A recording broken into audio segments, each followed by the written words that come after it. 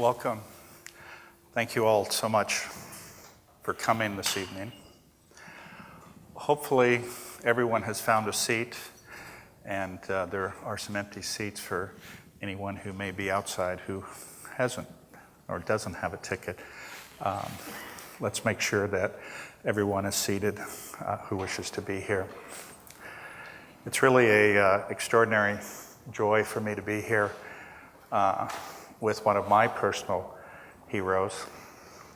Thich Nhat Hanh, or Tay, as he is called by his students, is one of the best known and respected Zen masters. But in addition, he has spent his whole life promoting compassion, kindness to others, and being a tireless advocate for human rights, nonviolence, and peace. As many of you know, he's written a large number of books. He has spoken and taught around the world, and he's been a role model to so many people in their lives, and he's led an extraordinary life. The reason we're chatting today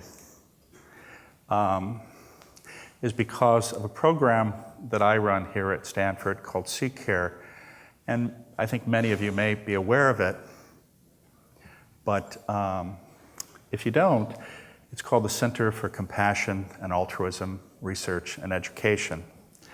And this is a program we have here at Stanford where we work with neuroscientists, psychologists, and a variety of disciplines, really trying to understand the neurologic basis of compassionate behavior. And also, the reality is that when individuals are compassionate, it actually, as we found through science, it's when our physiology works best.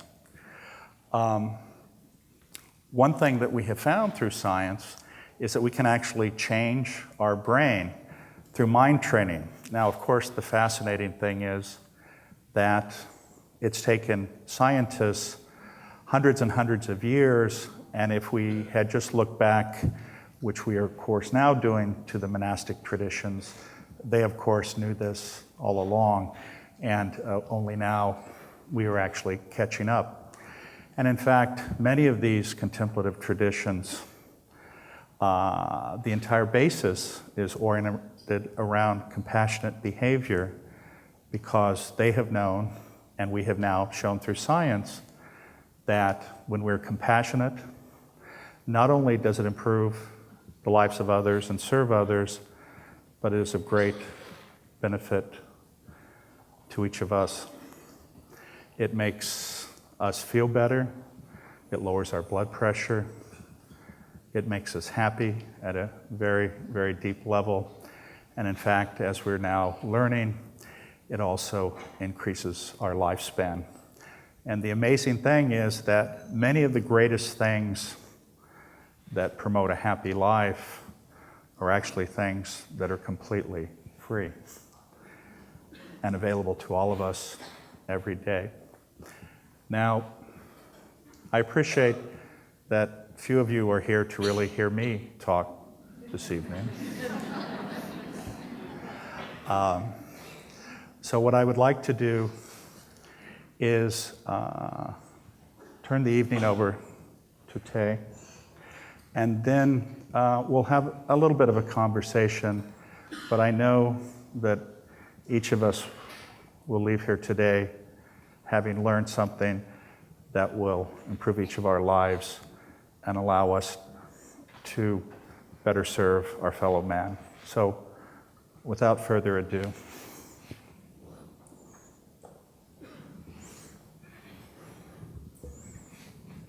would you like to ask a few questions?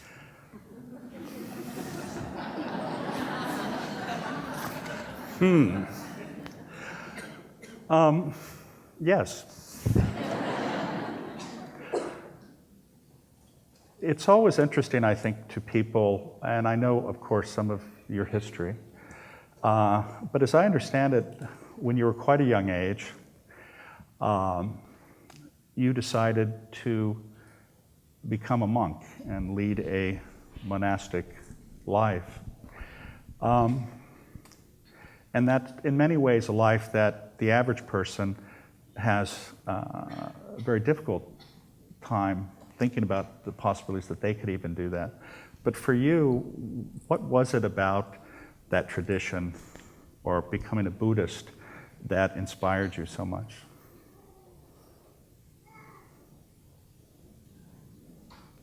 I was 16 when I was ordained as a Buddhist novice. I had learned that during the Li and the Tang dynasties, Buddhism was flourishing, and kings and subjects and the population practiced Buddhism, and we had many hundreds of years of peace. So that impressed me very much. And I believed as a young man that if you practice Buddhism well, you can serve your nation, your country, your people. And that is one thing.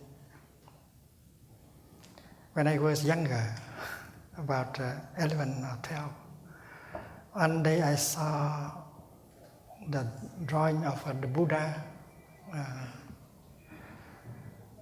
in the cover of a Buddhist magazine. He was sitting on the grass, very calm, very pleasant. I told myself I want to be someone like him. Because people around me were not as calm, as happy. And these things have pushed me to become a monastic. One of the challenges, though, I think, is you were in Vietnam during the Vietnam War, and of course, many of the monks stayed in the monastery. And I know you have promoted, if you will, engaged Buddhism or engaged spirituality. What made you decide to actually engage and become an activist? And how did you overcome what I would presume fear about what might happen?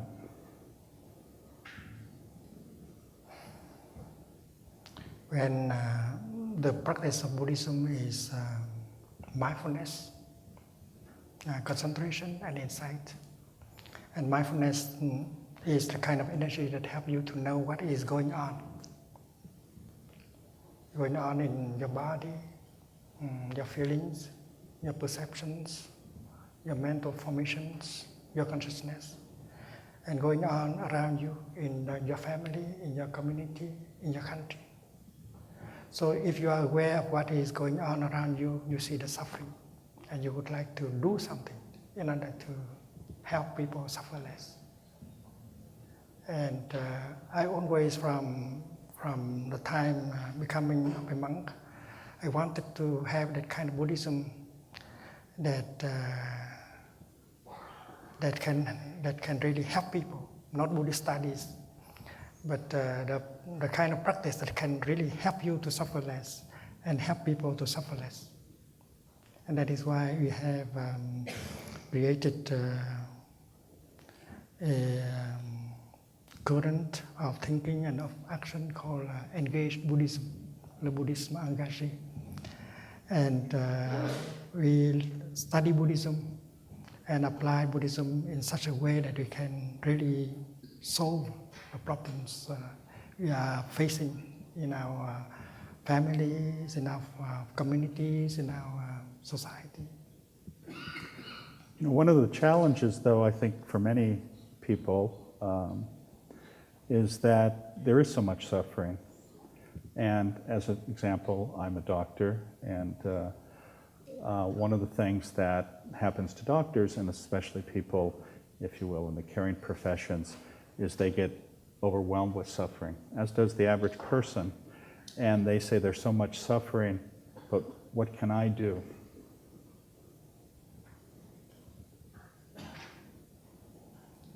people are afraid of being overwhelmed by suffering. And they lose their hope, their courage, and so on. There must be a way to live in order for you to be strong enough, in order to handle the suffering inside of you. And if you don't know how to handle the suffering inside of you, you cannot help another person to suffer less. And that is why the practice of mindfulness, first of all, is to help you yourself to suffer less. First of all, you have to learn how to release the tension in your body, how to reduce the pain in your body. And the practice of mindful breathing, mindful walking, sitting meditation, total relaxation can be very helpful in reducing the pain in your body. And then with the practice of mindfulness, you can learn how to generate a feeling of joy and of happiness, or of happiness. And this can be done by anyone if we want to learn. For instance, when you breathe in, and if you focus your attention on your in-breath, and then you can bring your mind home to your body. And there is the energy of mindfulness, concentration in your in-breath. And you realize that you are alive, because someone who is already dead doesn't breathe in anymore. So one in-breath that may last 3 or 4 seconds can create mindfulness, concentration, and insight.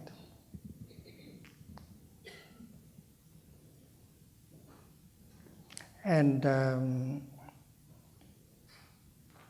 when the body and the mind are together, you are established in the present moment, in the here and the now. And you can get in touch with the wonders of life that are available in the here and the now.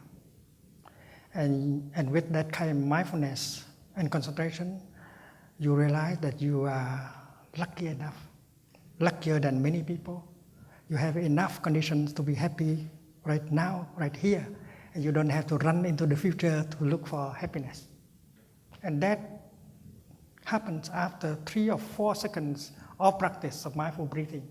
You get the insight that there are conditions of happiness that are available in the here and the now. You are very lucky, you are alive. Insight can happen just after a few seconds of practice. And if you recognize that these conditions of happiness are there available, so you can create a feeling of joy and of happiness right away. So a good practitioner of mindfulness can create a feeling of joy, a feeling of happiness for him, for her, and for the other person. And that is easy enough. And then the mindfulness practice can help you to go home to yourself in order to get in touch with the pain, the suffering, the despair, the anger, the violence inside. And with the energy of mindfulness and insight, you know how to handle the suffering within yourself. You are compassionate toward yourself. Because love for another person depends on your capacity to love yourself. If you don't know how to love yourself and take care of yourself, how can you love and take care of another person? So the practitioner learns how to suffer, how to handle the pain, suffering inside of him or her. And because he knows how to do that with compassion, with insight, with mindfulness, he can suffer much less than other people who do not know the practice. And he can go further. He can make good use of the suffering in order to create something more positive, like understanding and compassion. It's like people who grow lotus flowers. They know how to make good use of mud in order to grow lotus. No mud, no lotus. No suffering, no happiness, no compassion. So the practitioner generating the energy of mindfulness and concentration recognize the pain in him or in her and embrace it tenderly. And the fact that you can recognize and embrace your pain can bring you a relief, because the pain is a kind of energy and mindfulness is another kind of energy. This energy embracing the other energy will produce a kind of change, like a mother holding her baby. The baby suffers. The mother does not know yet what is the cause of the suffering of the baby, but the fact that she's holding the baby tenderly can make the baby suffer less right away, because there is the energy of tenderness from the mother penetrating into the body of the baby that brings a relief. And if she continues with mindful holding, and she will find out the cause that make the baby suffer, and then she can change the situation. So the practitioner, while holding his pain, her anger, it's like holding our own baby. We have to handle the suffering in us tenderly with non-violence. We should not try to suppress the pain. We should not suppress our baby, our own baby. And you get a relief. And if you know how to practice, you can gradually transform the pain, the anger, and the despair in you. So the practice of mindfulness helps people to suffer in such a way that they suffer much, much less than other people who do not know how to practice. To get a relief and to make good use of the suffering in order to create understanding and compassion that are the very foundation of happiness. There is a deep connection between suffering and happiness. It's like the connection between the mud and the lotus.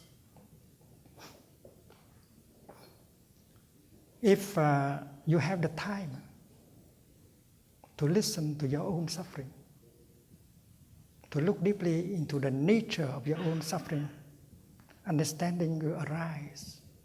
Understanding here means understanding of the suffering. And when understanding arises, compassion is born. That is the mechanics of compassion. When you look at another person, if you have the time, and if you look at him or her mindfully and with concentration, you can recognize the suffering in that person. And if you are more concentrated, you can find out that that person does not know how to handle the suffering in him. And that is why he remains victim of his own suffering. So far, no one has helped him to handle the suffering in him. And since he suffers, he makes the other people around him suffer, even if he doesn't want to do so. So with mindfulness and concentration, you can realize, you can recognize the suffering in him and understand that suffering. And if that understanding arises, you are not angry at him anymore. And compassion, because compassion has been born in your heart. And when compassion is born in your heart, you don't suffer anymore. It's like a miracle. And instead of trying to punish him or her for having made you suffer, you want to say something or to do something in order to help him suffer less. And that can be done in our daily life with the practice of mindfulness and concentration. So if we understand our own suffering, and then it will be much easier for us to understand the suffering of another person and help him. And that is why the meditation on compassion, on suffering should begin with yourself. Because our suffering carries within itself the suffering of our father, of our mother, of our ancestors. Maybe our father suffered so much and he did not know how to transform and handle the suffering he has transmitted to you, and they are in your genes. And that is why you are a receiver of that transmission. You have to accept it. And if you know the practice, you will transform the suffering of your father in you, which is also your own suffering. And your suffering also reflects the suffering of your society, of your nation. And if you understand your own suffering, you understand the suffering of your community, of your nation, of your people. And that is why understanding suffering is very important for compassion to arise. And once compassion is there, you suffer much less. And suffering has a positive role to do. We can speak about the goodness, the usefulness of suffering. It's like the goodness, the usefulness of the mud in helping producing lotus flowers. And that's why my idea of the kingdom of God is not a place where there is no suffering. If there is no suffering, there is no happiness either. That is the teaching of interbeing. Interbeing. You cannot be by yourself alone. You have to interbe with us. The left cannot be by itself alone. The left has to be to interbe with the right. If you remove the right, the left disappears right away. If politically you are on the left, don't wish that the right will disappear. If the right disappears, you disappear also. So that is the teaching of interbeing. Interbeing means you cannot be. You can only interbe. And I think compassion is like everything else. Compassion cannot be by itself. When you look into a flower, you see the flower is made of non-flower elements, like a cloud. I can see a cloud and I can touch a cloud in the flower, because all of us know that without the cloud there will be no rain and no flower can grow. So when I look into the flower, I see non-flower elements, including the element of a cloud. I see the sunshine. I see the minerals, the earth, the gardener, and so on. Non-flower elements coming together in order to help the flower to manifest as a wonder of life. Compassion is a flower, and compassion is made of non-compassion elements. I think we all at least acknowledge that some of our greatest poets, like yourself, some of the greatest humanitarians, and some of the people who we consider enlightened beings have suffered extraordinary amounts, and it is getting wisdom through that suffering and not, I think, running away from the suffering that allows them to do that. I think one of the challenges in modern society, and one of the burdens we have as humans, is one that you mentioned, which is if science has shown, as an example, when they've surveyed people, that over 75% of the time they're thinking of the past or the future, they're not thinking of the present. And you talk about mindfulness, which brings us in the present moment, but I think sometimes people look at somebody like yourself and say this is an individual who has spent literally decades of their lives dedicated to meditation, mindfulness practice.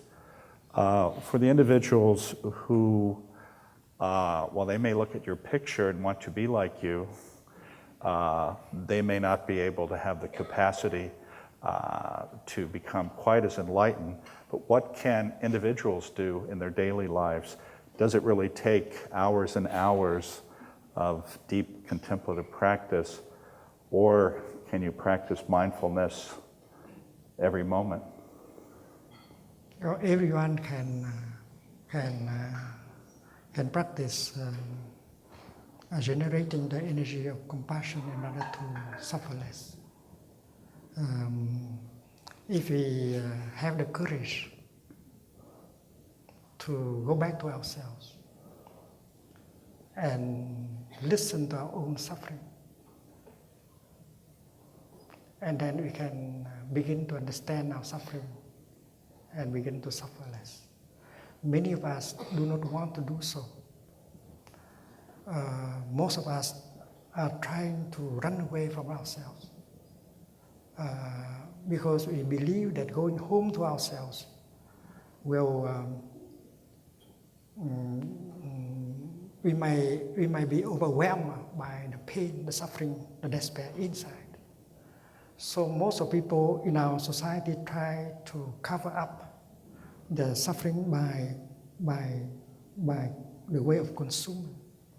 We consume music, newspapers, food, internet, everything that helps us not to go home to ourselves. And many of the items we consume have toxins like anger, fear, despair, craving, and that make our suffering inside could continue to grow. So the real practice is to try to go home without fear. And if you know how to practice mindful breathing, mindful walking, you can generate the energy of mindfulness and concentration, and with which you can go home to yourself without fear. You are protected by these energies. And if you are new in the practice, you can rely on the collective energy of mindfulness of a community of practice. And then going home to yourself, recognizing the pain in yourself, embracing the pain in yourself will bring you a relief. You can do that with the support of co-practitioners, because when you are in a community of practice, when you live with a community of practice where there are many practitioners know how to generate the energy of compassion, energy of mindfulness, you can borrow that collective energy in order to recognize and embrace your pain and your sorrow. And that is why compassion can be an individual energy, but can be a collective energy. And maybe scientists can measure the degree, the intensity of that kind of energy when we practice in order to generate the energy of compassion. We practice like a drop of water. A drop of water has to allow the whole river to embrace it and to transport it. So sitting in a community of practice, you say to yourself, dear community, dear brothers and sisters in the practice, here is my pain, here is my sorrow, my despair. My mindfulness is not strong enough to hold them. Please help me to hold my pain, my sorrow, my despair. And that is in the tradition. If you want to practice well, you should have a community of practice supporting you and guiding you.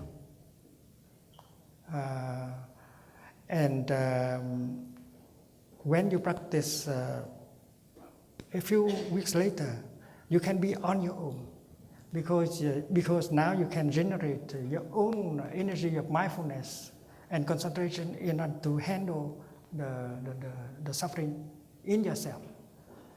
And I think compassion has the power to heal. And compassion is never enough. In these days, psychotherapists talk about compassion fatigue.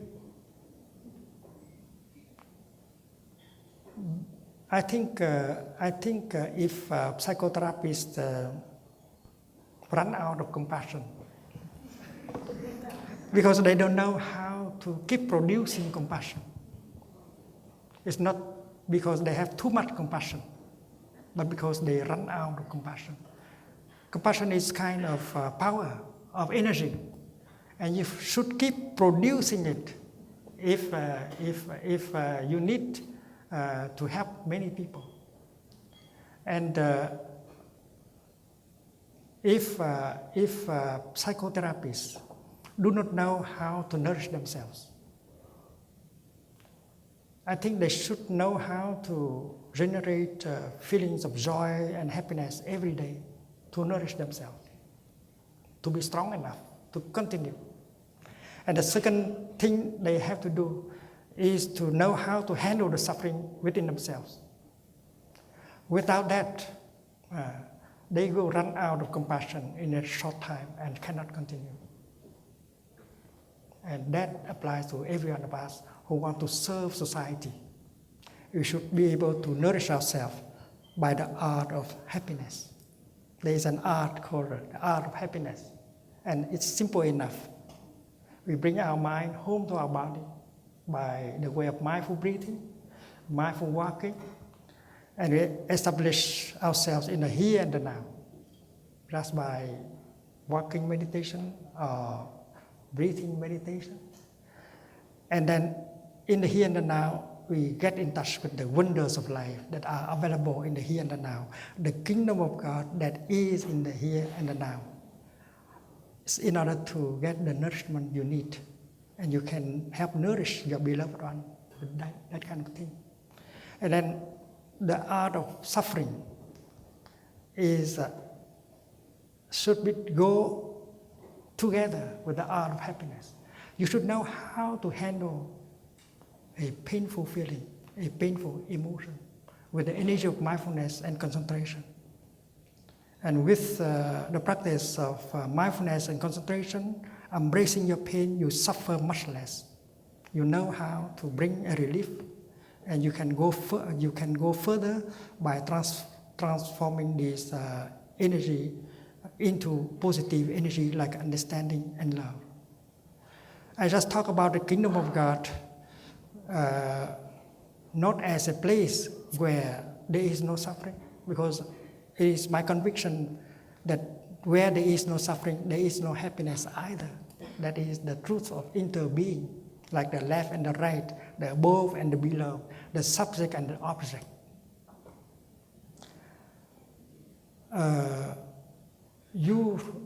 We don't want to send our children to a place where there is no suffering, because in such a place, our children have no chance to learn to be understanding and compassionate.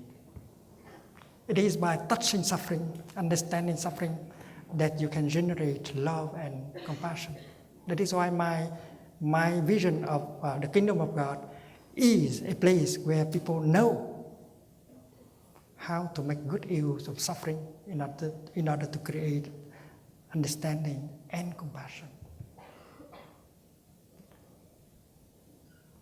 And in Plum Village, France, we used to invite groups of Palestinians and Israelis to come and practice with us.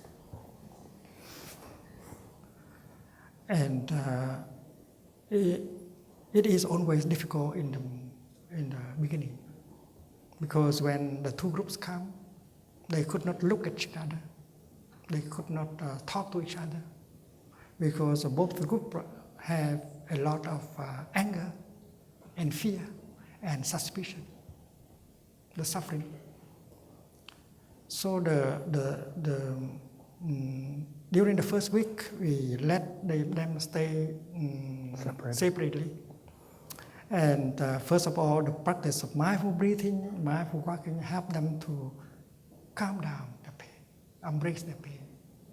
And they are guided to get in touch with the wonders of life within themselves and around them to get the nourishment they need. So to learn how to calm the painful feeling, the painful emotion, and how to get the nourishment that you need is what we do in the first week.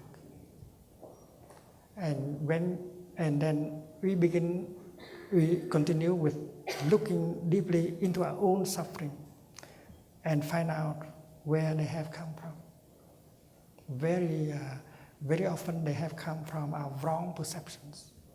Wrong perceptions give rise to fear, anger, discrimination. And mindfulness and concentration have the power to bring insight. That insight can remove, transform fear, anger, separation, and discrimination. So, beginning the second week, we initiate these people to the practice of deep listening and compassionate listening and loving speech. One group are asked to tell the other group, and many of us also, about their suffering. And they are advised to speak out in such a way that can help people to understand. Try to avoid blaming,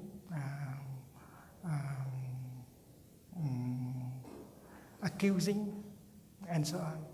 You are invited to tell us about your suffering. You can tell us everything. The suffering of your children, the suffering of your adult, how your house has been bombed, and how your children have been maimed, and so on. Please tell us everything. We are trying to listen to you, Israelis or Palestinians or any other people. And many of us sit there to lend our support. Because if you have 100 people sitting and breathing and generating the energy of mindfulness and compassion, we support them because sometimes it's very difficult to speak out. And on the other side, the other group, they will practice deep listening, compassionate listening. And we have to train ourselves in order to listen. Because what the other group saying may trigger the anger and the irritation in us. And we lose our compassion, we cannot continue to listen. And that is why in order to listen, you have to get the insight alive, maintain the insight alive. I am listening to him with only one purpose, to help him to speak out and suffer less. And you have to maintain that insight alive. That is called mindfulness of compassion. So if you maintain that compassion, mindfulness of compassion alive, then what the other person say will not trigger the irritation and the anger in you, and you can continue to listen for 1 hour or more. And you tell yourself that, well, he's full of wrong perceptions, but I'm not going to interrupt him right now, because if I do, and then I will transform the session into a debate that will ruin everything.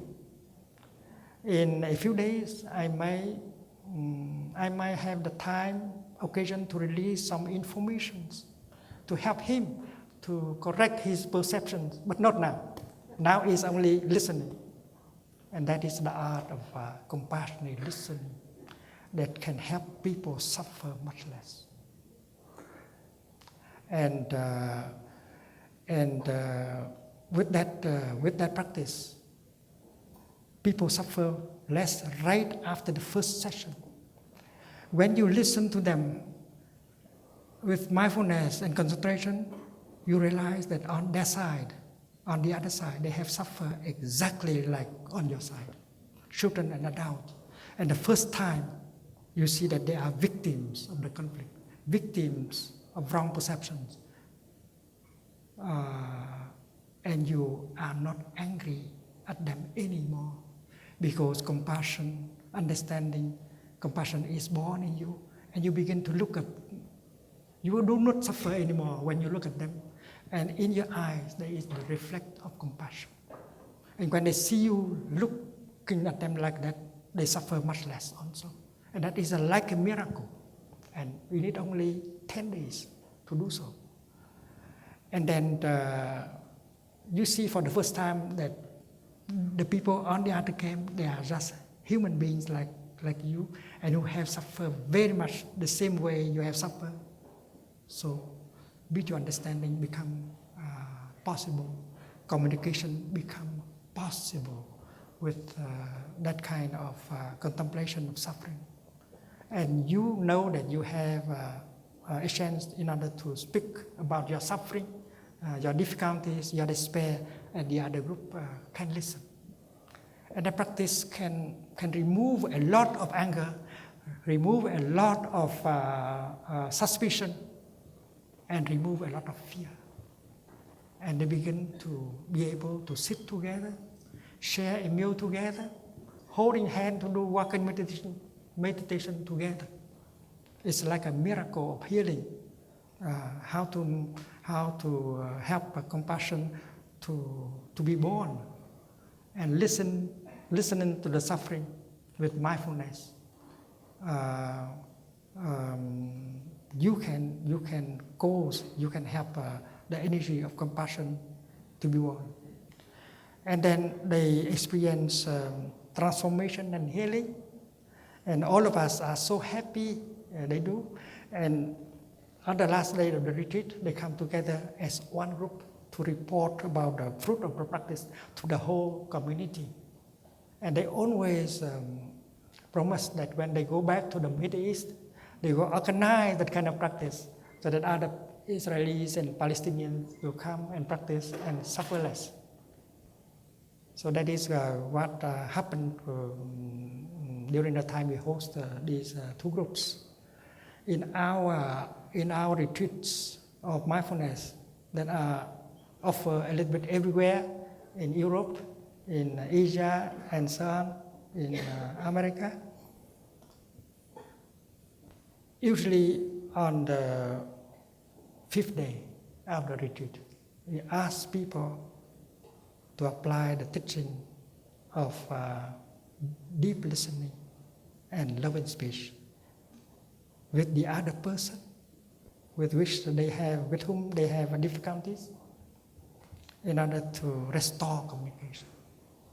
If the other person is in the retreat, that is easier, because he or she has also been exposed to the teaching and the practice. And if the other person is at home or somewhere else, you can use your telephone in order to practice deep listening, compassionate listening, and loving speech. And you call him your father, and you say, "Daddy, I know you have suffered quite a lot in the past many years. I was not able to help you to suffer less. In fact, I have made it more difficult to you by reacting in such a way that makes you suffer more. Daddy, it's not my intention to make you suffer. It's because I did not understand your suffering. I did not understand your difficulties. This is why I have reacted with that kind of stubbornness. I'm sorry. I need your help. Daddy, you should tell me about your suffering, your difficulties, your despair.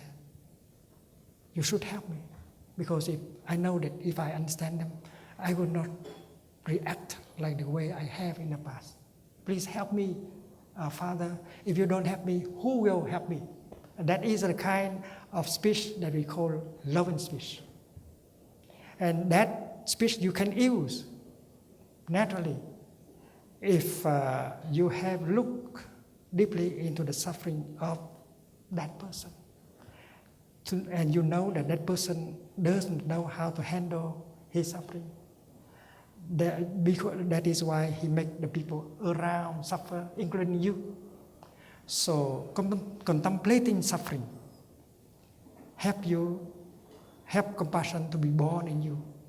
And if you have the energy of compassion, you can very easily use the language we call loving speech, gentle speech.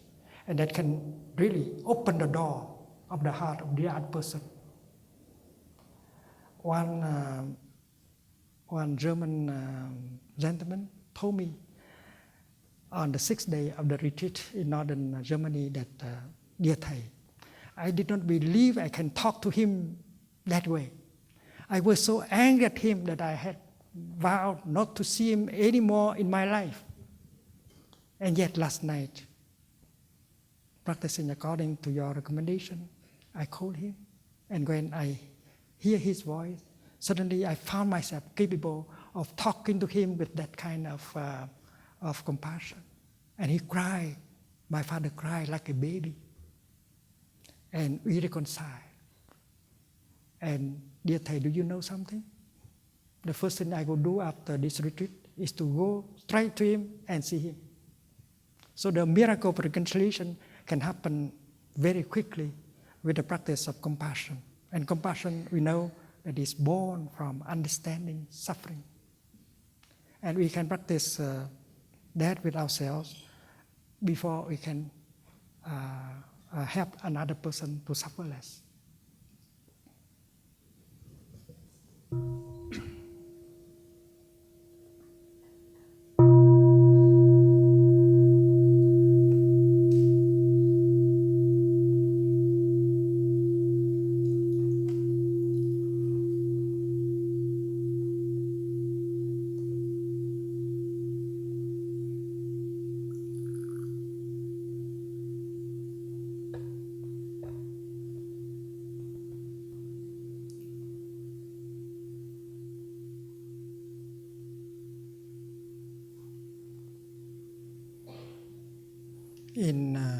In the Buddhist tradition, we speak of love in terms of true love, in terms of loving kindness, compassion, joy, and equanimity, or non-discrimination, or inclusiveness.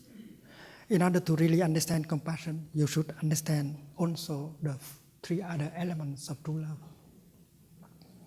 The first element of true love is loving kindness, Maitri.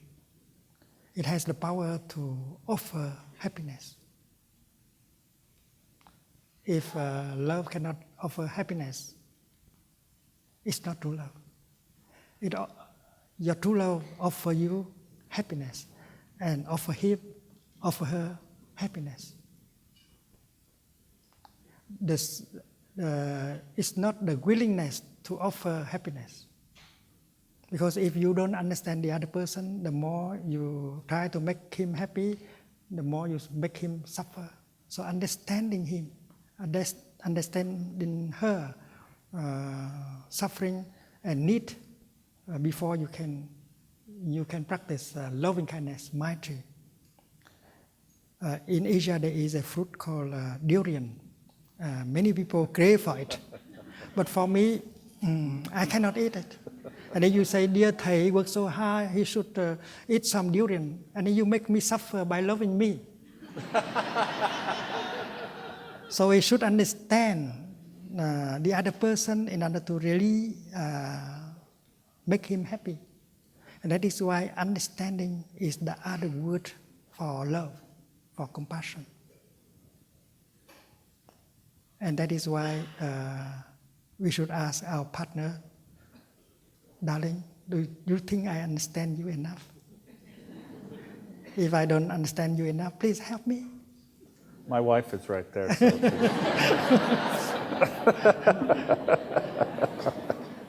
So Maitri, loving kindness, is not just the willingness to make a person happy, but the capacity to make him or her happy, and that requires compassion, understanding.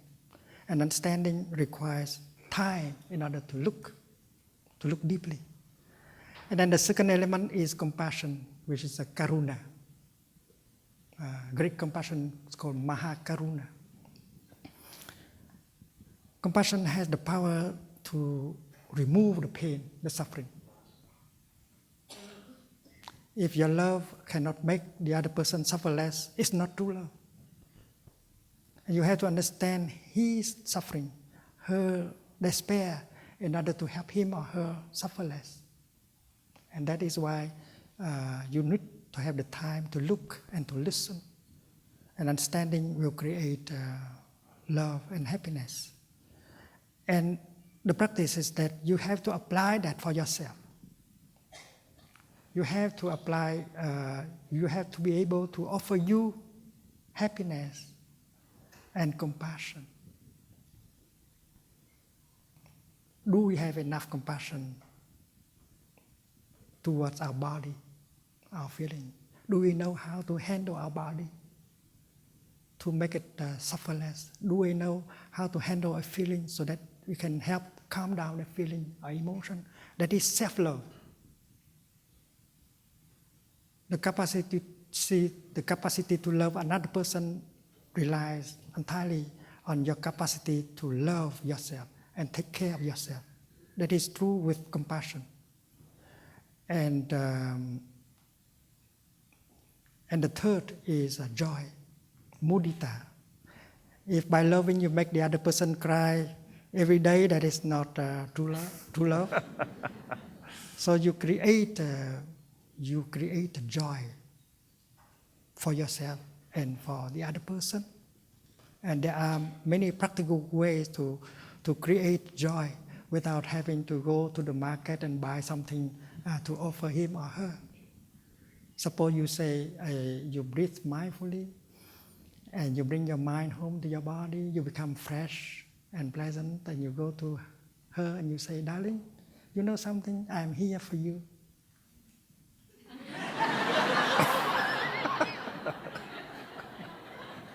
How can you love if you are not there? To love means to be there. To be there for the person you love. If you are so busy in your work, if you are so busy making money, and then you have no time for yourself and for your beloved one. And that is why mindful breathing, mindful walking, to bring your mind home to your body and to be relaxed, fresh, and loving, and pronounce a mantra, darling, I am here for you. And that is to bring joy for yourself and for the other person.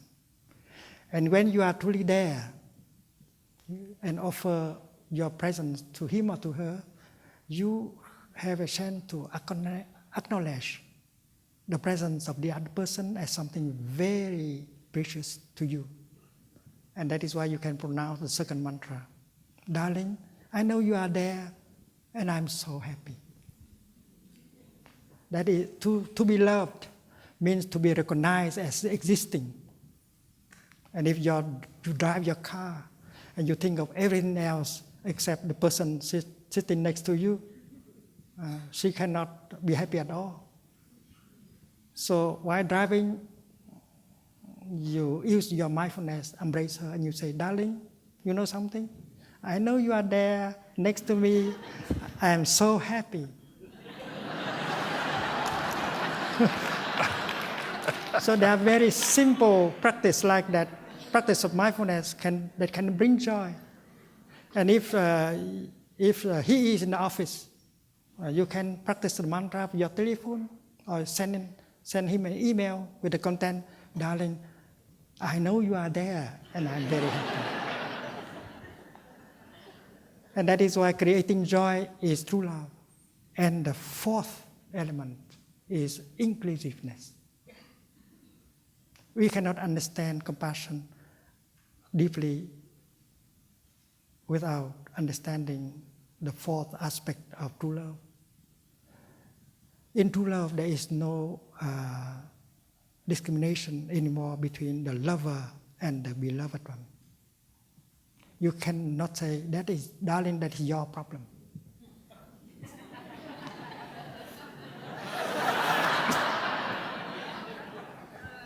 In true love, your problem is my problem. Your happiness is my happiness. My suffering is your suffering. There's no longer any frontier. Inclusiveness. In true love, happiness and suffering are no longer individual matters. And if you continue to love like that, you begin to embrace all of us into your love. Because these 4 elements of true love are called the 4 unlimited mind. There can never be enough. You begin with one person, and then if you follow the path of true love, your heart will open, and you will embrace all of us inside. And that is true love, is the kind of love that can enlarge your heart without stopping.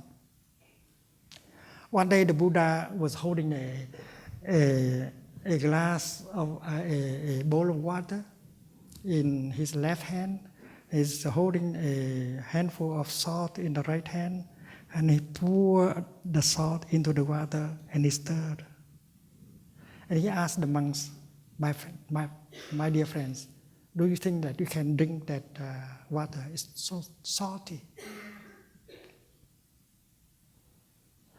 But if you throw that amount of water into a big river, it will not make the river salty at all. And people, thousands of people continue to drink the water in the river. So with someone who has a great heart, a big heart, a lot of compassion, they don't suffer anymore. The things that make other people suffer do not make them suffer. It's like one handful of salt can make salty the bowl of water, but cannot make the whole big river suffer at all. So the 4 Brahma Vihara, the 4 elements of true love are unlimited, because by loving in that kind of way, one day you will embrace all of us in your heart. You love not only humans, but animals, plants, and minerals. Because minerals, they are alive also. Minerals can suffer. And that is the love recommended by the Buddha, the love without frontier, without discrimination. And the 4th element of true love is inclusiveness. No discrimination whatsoever. Black or white, north or south, rich or poor, are all objects of your love. And when you have that kind of love, you don't suffer anymore. And you are in a situation to help many people. And that is why all of us who want to serve our society, we should cultivate true love. With true love, we are nourished, we are strong enough. And if we know how to build a community of love, a love community, a compassionate community, and then we will be powerful enough to make change in our society. I would like to make a few suggestions.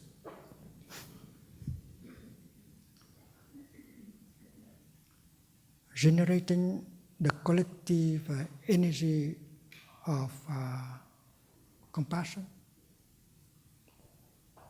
should be a practice that should be done in the family, in the hospital, in schools, even in the parliament.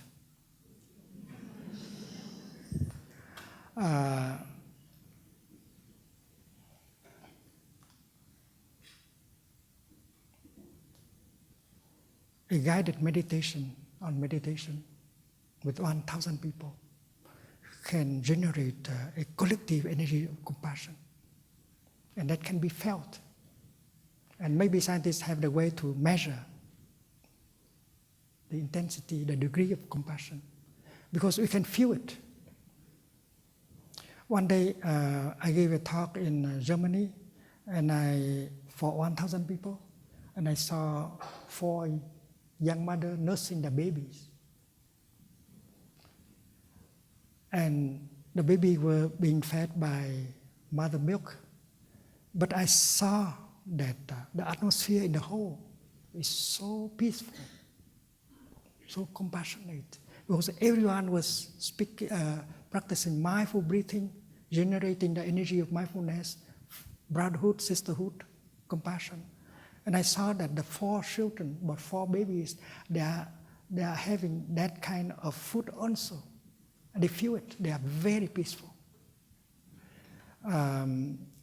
When we come together as a group like this, and if you know how to breathe, how to contemplate suffering, how to generate the energy of mindfulness, the collective energy can be very powerful. And if you happen to be in the zone of that energy, you get the healing. If you practice mindful breathing and focus your attention on your in-breath and out-breath, by doing so, you can stop the thinking, the mental discourse, because the thinking may take you away from the zone of compassion. So you cannot inherit profit from that energy, collective energy of compassion.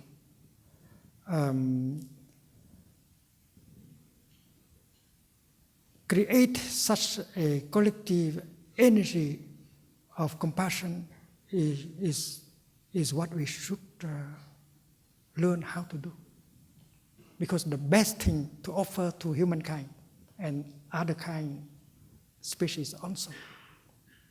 And please, as scientists, tell us how we organize in order to offer the world that wholesome collective energy of understanding and compassion, because that's what we need. We cannot do the healing of the world unless we have enough of that energy, understanding, and compassion. Usually in a public talk, we begin with the chanting. We have about 100 or 200 monastics offering a chanting. In a few days, we have one in Paramount Theatre. And everyone sitting in the audience, there may be 4,000 or 5,000 or more. In Hong Kong, we had an audience of 10,000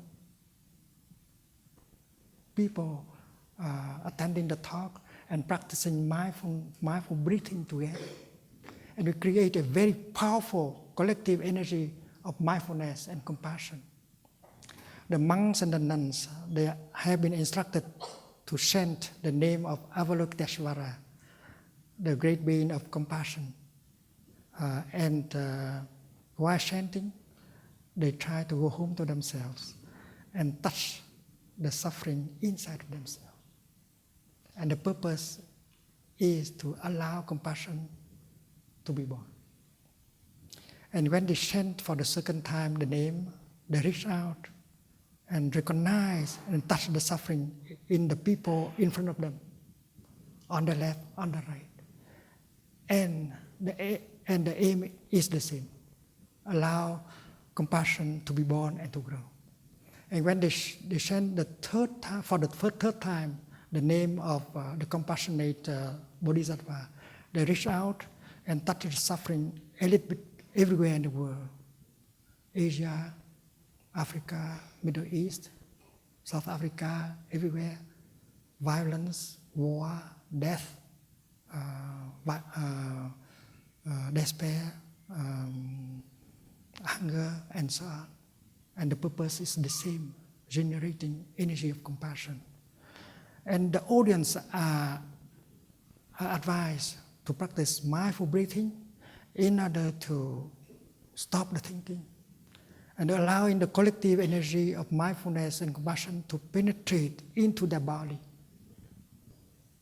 and help release the tension in the body and open the heart and allow the collective energy of compassion to penetrate into our heart, helping to embrace so that we can suffer less after a few minutes of practice. So that is the way we cultivate the energy of compassion not only individual energy, but the collective energy of compassion. And yesterday, spending a day of practice with Google people, we asked them whether with technology, they can help us organize in order to practice generating compassion together as a community, as the community of human beings. And I think when you give a guided meditation on compassion, and with image and sound, and helping people touch the suffering in themselves, in their family, in society, you notice that the energy of compassion is born easily, and you can feel it. And every time I sit with the monks and the nuns chanting, and the people listening while breathing, I saw many people cry. That the energy of compassion can be felt, and it's very healing. And we hope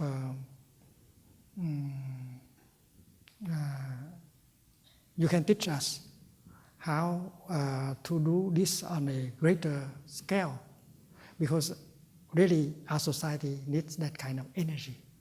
And we know that compassion is made of non-compassion elements. We can make use of non-compassion elements like anger, fear, suffering in order to create compassion. If we have suffer, if we have fear, anger, despair, these non-compassion elements can be used as elements to fabricate compassion. It's like the garbage. If you are an organic gardener, you can preserve these garbage and transform them into compost in order to nourish the flowers. So with the suffering that we have in the world, if we know how to handle the suffering, we can transform them back into compassion and love. And please seek care with your studies. Help us to know how to do it more scientifically and in greater scale. I think it's time for us to ask a few questions. So if anyone from the audience has a question, there are microphones here and here.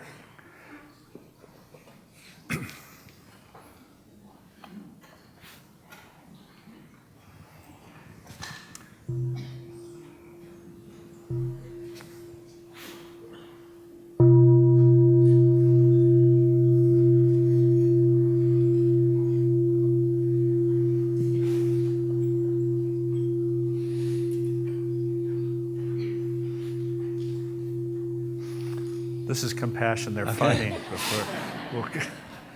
Tay, I wanted to ask you, as a man in the Western society, I was told not to cry. In sports, I was told to exploit the other team's weaknesses. In business, I'm told not to show any weakness. And I was wondering if you've seen this difference between how compassion in men and women it seems harder for men to generate this compassion, and if there's any way we can make compassion more attractive maybe to men, more more of a strength than something. I mentioned compassion to men that I talk to and they walk away. They don't want to know anything about it. And I was wondering if you've seen that difference between men and women, and if you have any advice on how we can bring more men into the compassion movement.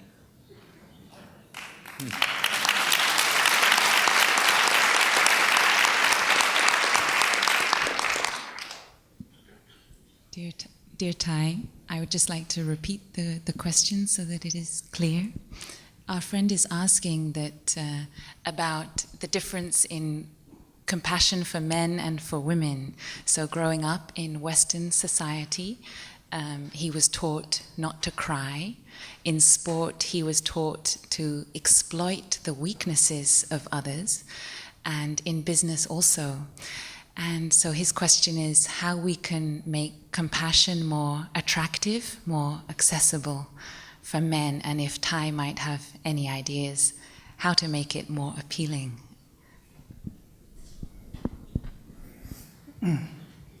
There must be some misunderstanding about the nature of compassion here, because compassion is very powerful.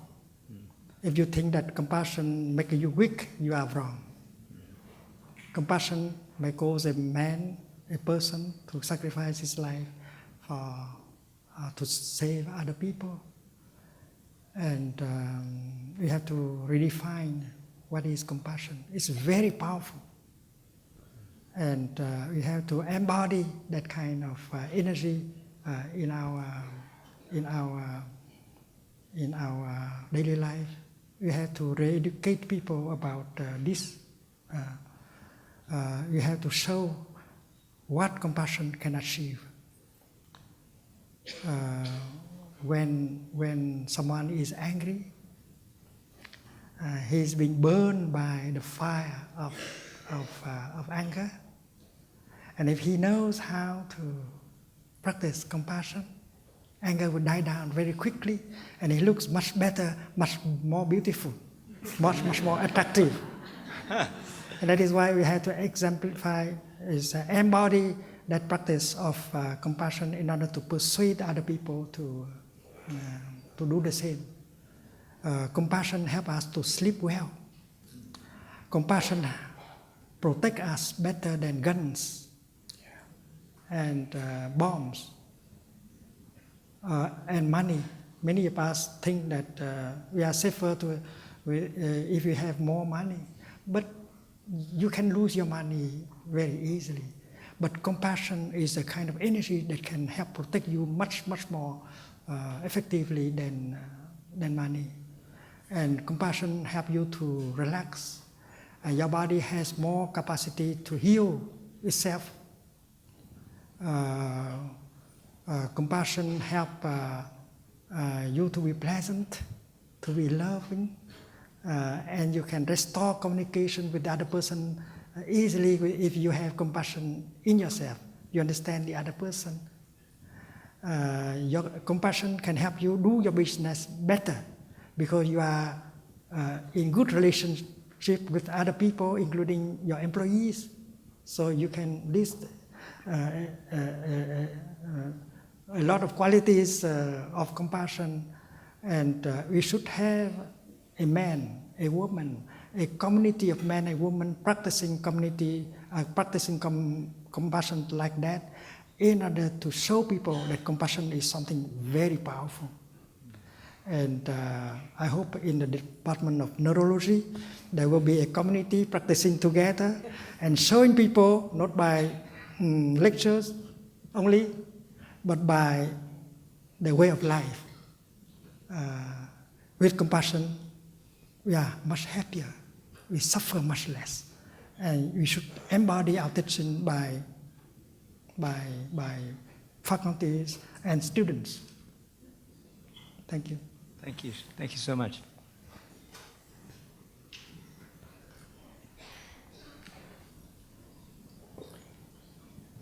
Thank you.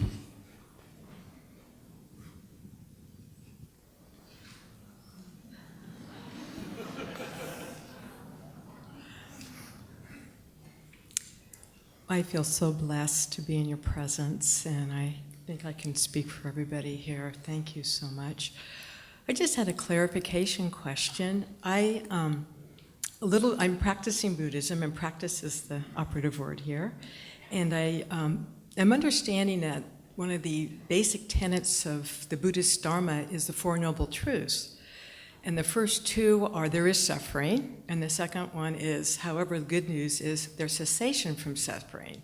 And I'm just a little confused. There's two things you said. One you said was in the kingdom of your kingdom of God that you hope there's still suffering. And then the second thing you said later on was if you develop a beautiful heart and a big heart, you'll be free from suffering. So I'm just a little confused. Dear Thai, our friend is a practicing Buddhist, and she would like some clarification from Thai about the relationship of what Thai has said this evening to the Four Noble Truths. The Four Noble Truths are a core Buddhist teaching that speak of the truth of suffering and also the truth of the end of suffering. And this evening, Thai has mentioned that happiness or compassion and suffering inter-are, and that in Thai's vision of the kingdom of God, of heaven, there would also be suffering in that place. At the same time, Thai has said that if our heart is very big, then no matter how much suffering we throw into it, we don't suffer. So our friend is really asking, is it ever possible to be free of suffering? Is that what the Noble Truths are sharing? Or will suffering always be there? The truth is suffering and happiness, they inter-are. They cannot be one without the other. And then there is the teaching of impermanence. Suffering is impermanent. If you know how to practice, and then you can change the suffering into something else, like happiness. And happiness is also impermanent. And happiness can turn to be something else like suffering. And the first noble truth is about suffering. And the third is about the cessation of suffering. It means the transformation of suffering into something else like happiness. In fact, the third truth is happiness. And since both are impermanent, that is why even if you have happiness, you have to continue to practice. Absolutely. In order to maintain happiness for a long time, because happiness has a tendency to go back to suffering. And that is why you have to learn both the art of suffering and the art of happiness. The Buddha, he has a lot of compassion. But he has to suffer also. When his eldest disciple Sariputra died, do you think that he suffered or not? The Buddha may have a headache or rheumatism, and that is why the Buddha suffered also. But because he has a lot of wisdom and compassion, that is why he suffers much less. And he knows how to make good use of suffering to generate more compassion for himself and for other people. That is why, having become a Buddha, he continues to practice. So, the practice is to make good use of suffering in order to create happiness. And since happiness is impermanent, they become suffering, and you continue to practice in order to transform suffering into happiness like that. The fact is that you have already enough suffering. You don't have to make more.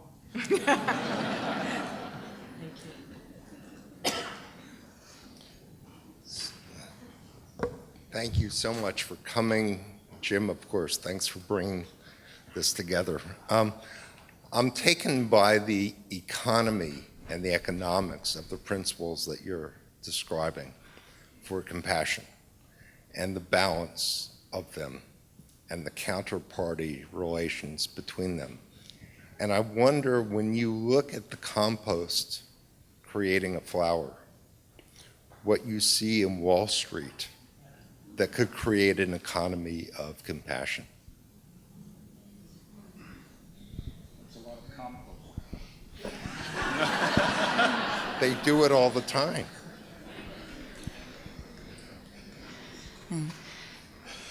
Thai has spoken this evening about the compost, being able to make the lotus flower, and our friend is remarking on the economy and the compost that Wall Street might be, and is wondering whether Thai feels there could be a positive flower growing from the compost of Wall Street and the way the economy functions. Yes, I think. Because compassion is born from understanding.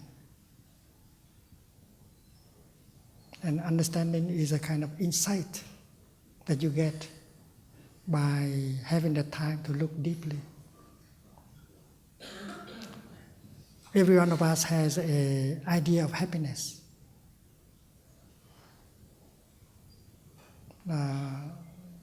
Some of us think that without a lot of money, we cannot be happy. Without fame, power, and sensual pleasure, we cannot be happy. That is our idea of happiness. That is why many of us are running after these objects of their craving. And if we have the time to look, we see that many people running after these four things, they destroy their body, their mind, their family. And even those who have plenty of these four things, they continue to suffer. And out of that observation, you realize that true happiness is possible only with understanding and love and compassion. Without compassion and love, you are utterly lonely. And many rich people are very lonely, cut off from the whole world. And without compassion, you can relate to any other human being. And that is why even if they have a lot of money, they suffer a lot of power, a lot of fame, they suffer very much, and many of them commit suicide. And that is why our practice is to experiment happiness, health, born from compassion. Our practice is also to help them to wake up to the insight that happiness is not made of these elements. And that is why compassion education is very important.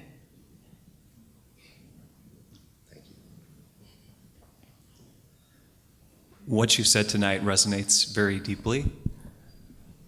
I will try to become more compassionate, but I struggle with even the idea of how I might be able to extend compassion to someone who might wish violence upon me or upon those that I love. I wonder if you might have suggestions for how those of us who have this struggle could extend compassion to those.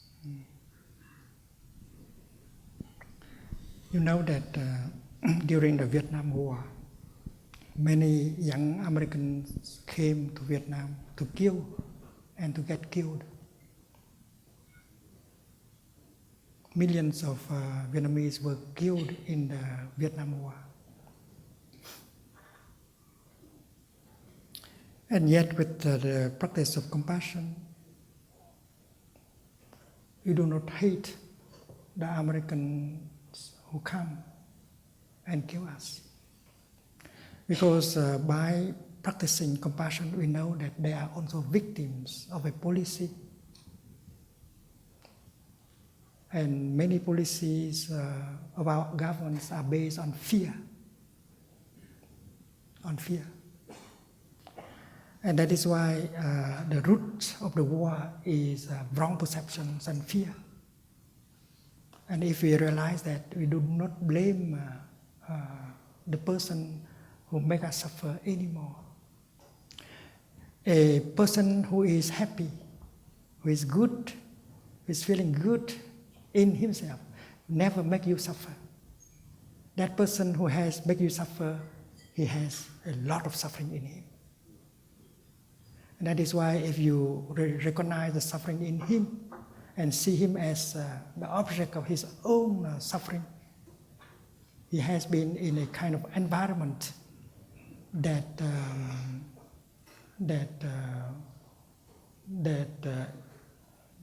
that has watered the seed of violence, anger in him every day, and that is why he has become such a person, cruel person. If he was born in another place and receiving other kind of education, if he was surrounded by loving, compassionate people, he would not be like that. So he is a victim. And once you have seen that, your anger will be transformed and you will have compassion to him. And that is possible. And I mentioned the war in Vietnam for an example. We have compassion for those who have come and killed us because we know that they are victims of a wrong policy.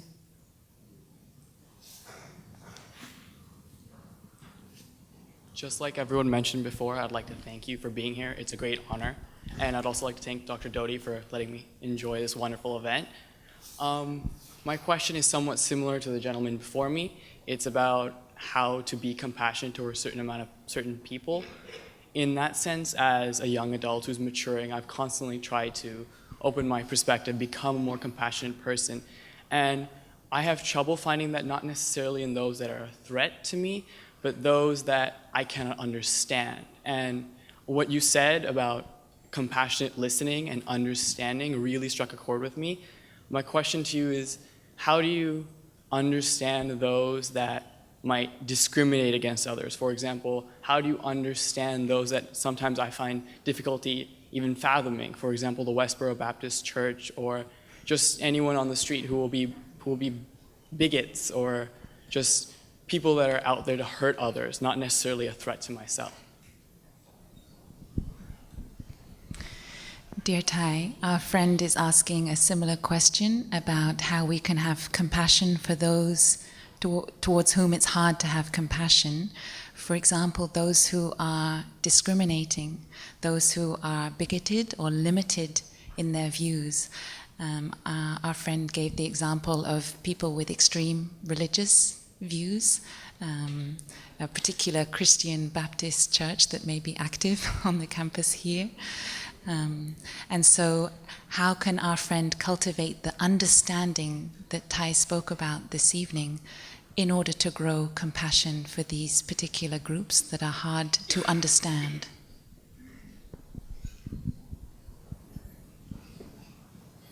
I myself have been victims of discrimination a lot.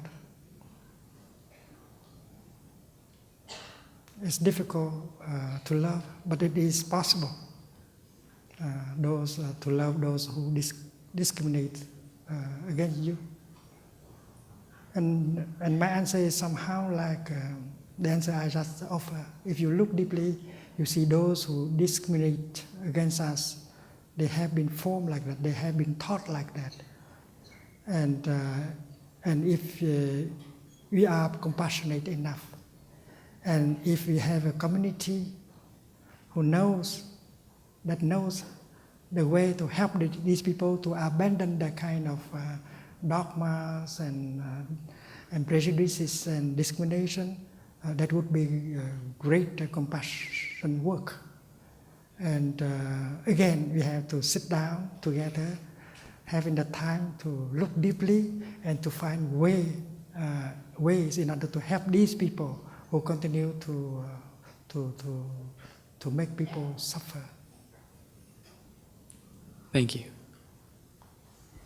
Thank you. So the person before already asked my question, but I have another one. So I have a friend who's depressed, and he wanted me to ask this question about how does he improve his compassion fatigue when his mother, who has Alzheimer's, needs a lot of help. His 2-year-old is creating a lot of energy pull, and his wife wants different things too, so it's like middle life crisis, I guess. And so he just wanted me to ask you, like, what can he do to reduce his compassion fatigue? And and I guess this is a larger question, like when someone has a chronic illness that fatigues them, how do they keep their compassion towards other people and themselves?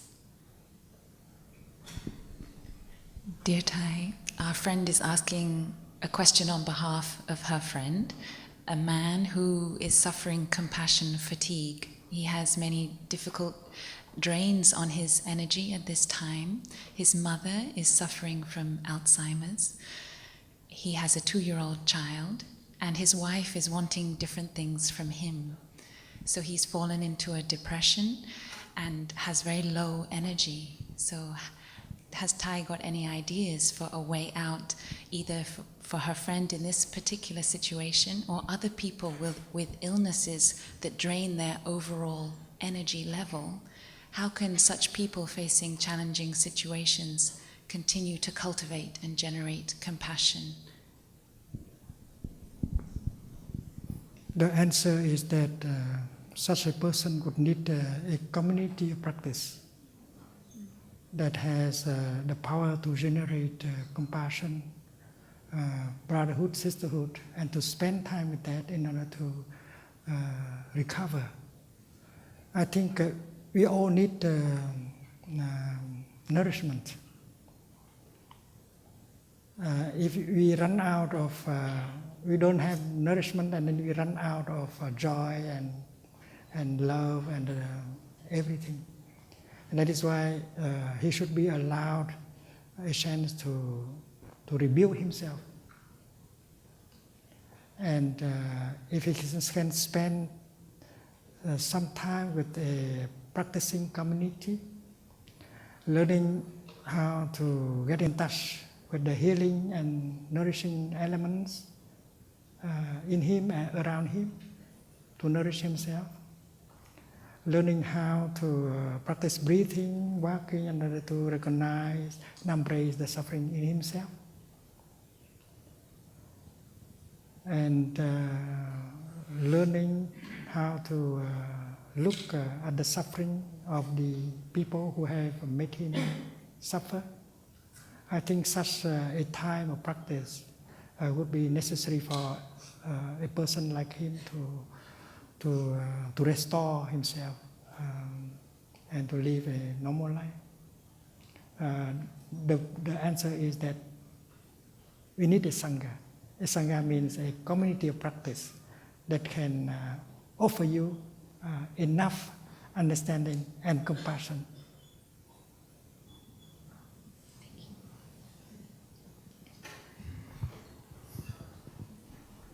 Thầy, con xin phép nói tiếng Anh, tại tiếng Việt của em không có rành. Thầy, you mentioned compassion, the way I understand it, of how you articulate that was very much compassion is a mirror of ourselves, our family, and society. And I recently have this opportunity to find that love and compassion within myself, to understand my upbringing of what does Buddhism mean. My dad passed away not too long ago, and I tried to understand what the Buddhist ceremonies, which is part of his life celebration of the 49 days of chanting, what that meant, because I know there's different types of lineage of different types of Buddhism, and from what I've read and Googled, there's so many different types out there. I'm struggling very hard to find my own truth of why do we have to do that 49-day ritual to honor my dad in a way, because I find it conflicting, because it's saying you have to suffer. You have to suffer for your father and become a vegetarian so he could cross over. I don't know all the Vietnamese scriptures when we pray. I just chant just to honor my dad, so I'm really struggling why we have to do that. When my dad was passing peacefully at home, I held his hand and I told him, "Dad, you don't need to be forgiven. It's okay. you are an angel. You don't have to feel guilty or feel that you are left empty-handed or shortchanged, because it's okay. So I'm conflicted. I'm conflicted about honoring my dad with his religion, but yet I'm self-exploring my own compassion to understand how I feel about the Buddhist religion and how it conflicts with my true belief of what compassion means. Can you help me identify that, of why that ritual happens, what that means, and how does it tie in to self-transition of life after death, and how the family honors a loved one that's passing? Dear Thai, our friend has Vietnamese roots and a Buddhist tradition in her family. She has recently lost her father, and in order to honor his faith as a Buddhist, she wanted to practice the 49 days of mourning to honor her father's passing. She's been practicing chanting and also vegetarianism.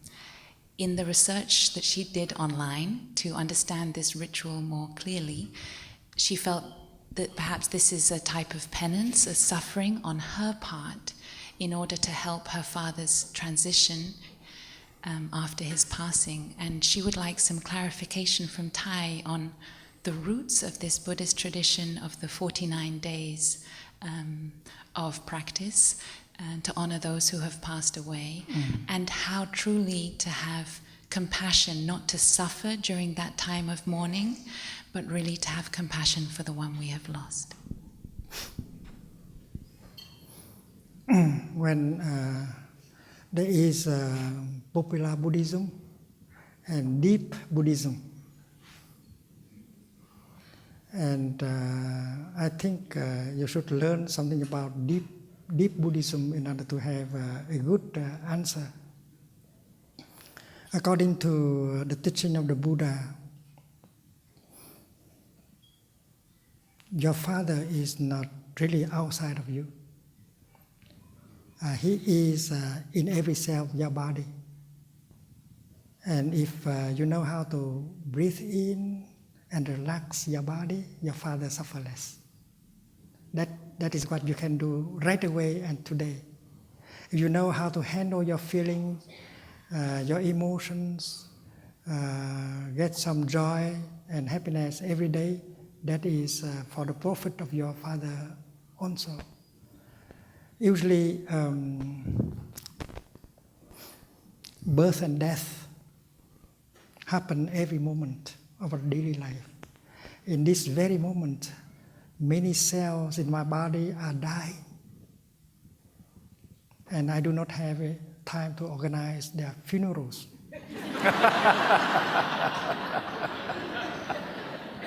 And at this very time, many cells in our body are being born, and I do not have the time to celebrate their birthday either.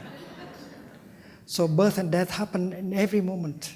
That day where your father was no longer in that form, that is not really the day of dying.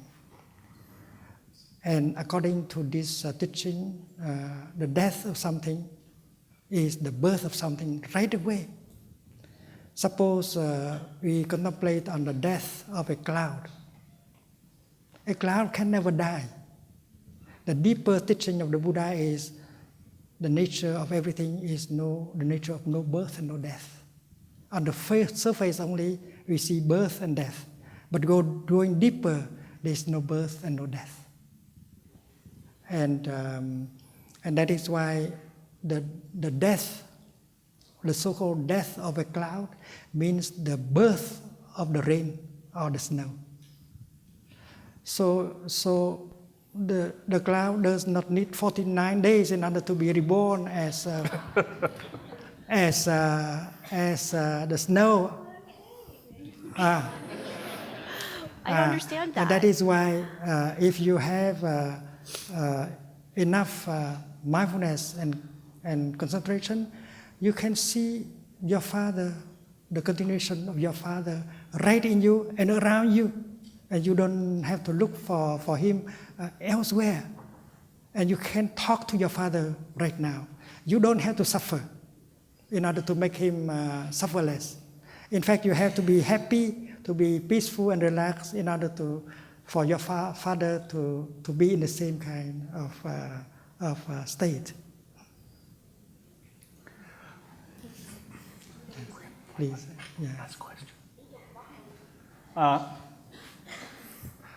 I'm afraid our time together, while it may seem extraordinarily brief, we have had some wonderful dialogue here, but we have to close. So I'm sorry for those who are waiting for questions. Ty, thank you so much. It's been amazing. It's a pleasure to hear with you, Dr. And thank all of you.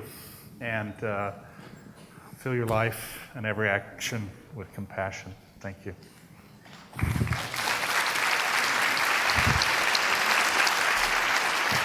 Oh,